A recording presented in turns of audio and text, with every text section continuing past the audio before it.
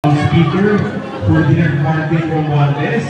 Sila ho ang dahilan kung bakit nandito Video tayo ito. ngayon upang tumanggap ng tulong pinansyal mula sa DSWD.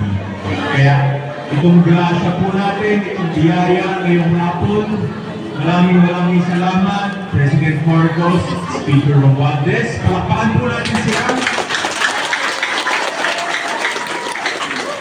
Binabati ko po lahat ng ating mga senior citizens, mga transport groups, mga kababaihan, mga kabataan.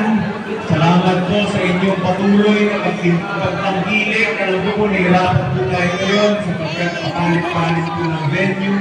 Kung hindi po kayo mag-alala, sinisika po natin, ginagawa mo natin ang lahat para po maging tuloy-tuloy ang ating tulong pinansyal. Lalong-lalo na po, alam niyo po sa panahon ngayon, tuloy-tuloy, yung bagyo, mamayang gabi, meron na naman daw paparating na bagyo. Kaya malaking tulong po ito para po sa ating mga kababayan na nahihirapan, na dami yung pinagdadaanan. Kanina po, galing po ako sa Tayatas Litex, pinakita ko, nakakamuhon ng tubig. Kaya iba yung pag-iingat po sa ating lahat.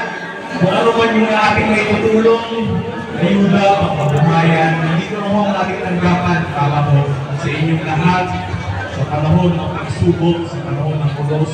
Nandito na ho ang inyong lingkod para po sa inyo.